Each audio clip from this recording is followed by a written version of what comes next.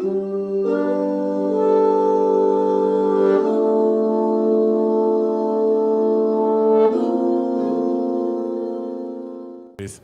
you so much, Carlos. And I'm a do guy. I'm not a tech guy. I do. But I focus on doing things which everyone says cannot be done. You know, because if they tell me it can be done, please do. If you tell me it can't be done, I'll do.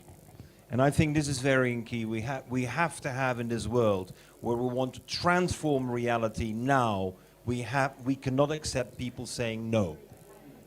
I do not accept a no for a no.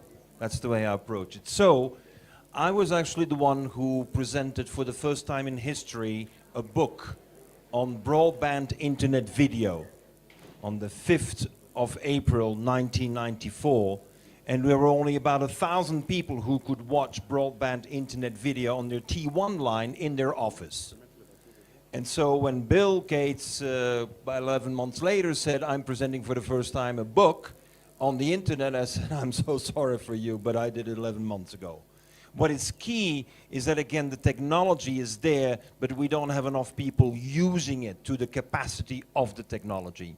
So here comes my first frustration. The internet has become dominated by these 10 players. I don't like it. So what do? Instead of doing data mining, my whole focus is on data farming. And my ship is a data farm. I'm collecting data no one is collecting.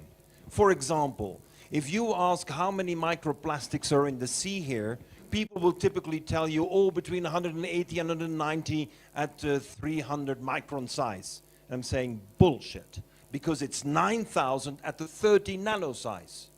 So I'm collecting the data. Where's the real problem with life and the sea? And the real problem with life in the sea is the nanoplastics. The nano that is full of bakelite. We're collecting bakelite. 30% of what we collect from 1,000, 2,000 meters deep is bakelite. Bakelite, you remember?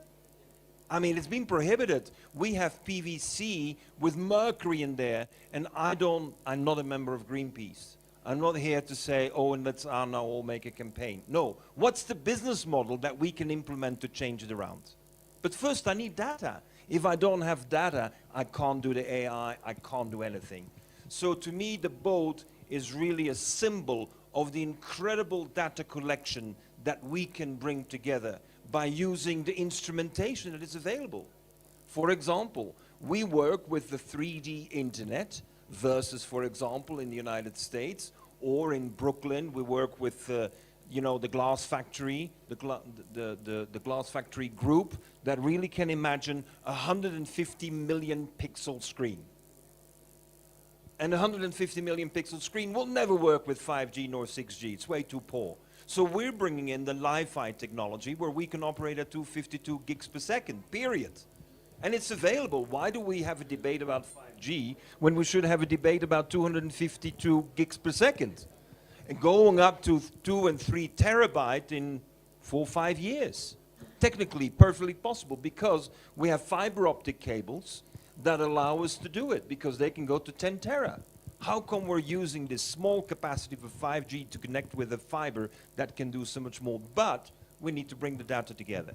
So our boats are collecting massive amounts of data. For example, you can't see it here, but the boat actually has a smart kite that captures wind at 200, 220 meters. Now, go and search for data about wind at 220, 250 meters. The industry is not interested, so they don't collect it. Let me collect all the data.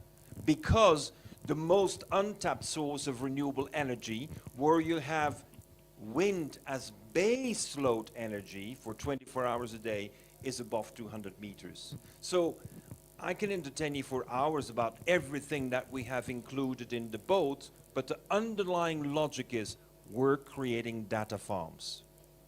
Lastly, one very important little detail is that we're measuring the pressure, the density of the water. You know, when you want to know if it's good weather tomorrow, then you check if it's high pressure or low pressure, right? Low pressure is rain. Now the same happens with the water, but the water is 783 times more dense. So as a result, our sensor will be able to give exact weather conditions for about 10 square kilometers around their boat. Exact. So why do we do the data mining from the satellites when I can have the extreme precision from the boat in 10 square kilometers? Now, that is where we're going with many other technologies. So when Carlos and I, we talked on the 18th of April, and I was talking about the boat, and I said, well, our solar panels have been on there now for 12 years. He said, are they still working? Yeah, they work. But these are the panels that took the boat already 4 times around the world. I'm not interested in the ego tripping of being the first around the world. I'm interested in having hundreds of those boats.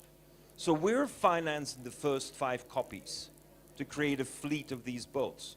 We're turning that into boats that will actually become the fishing boats with a new technology that allows to fish with air bubbles instead of doing it with nets. But all of that was only thanks to our first initiative with the solar panels. So, you know, Carlos, he's a creative guy and very basic. He says, well, we'll do an NFT for your panels. These are the first ones that went around the world. So I said, of course we will do that. And guess what? 3 days later, it was announced on Earth Day. Because we had to be ready for Earth Day, right? I mean, why miss Earth Day 22? I mean, you don't want to do that. So what I have really in front of me is the opportunity to transform the maritime industry. But that's not the purpose in itself. The purpose is to create data farms. So we're able to harvest all the data that will allow us to make the decisions to change the world.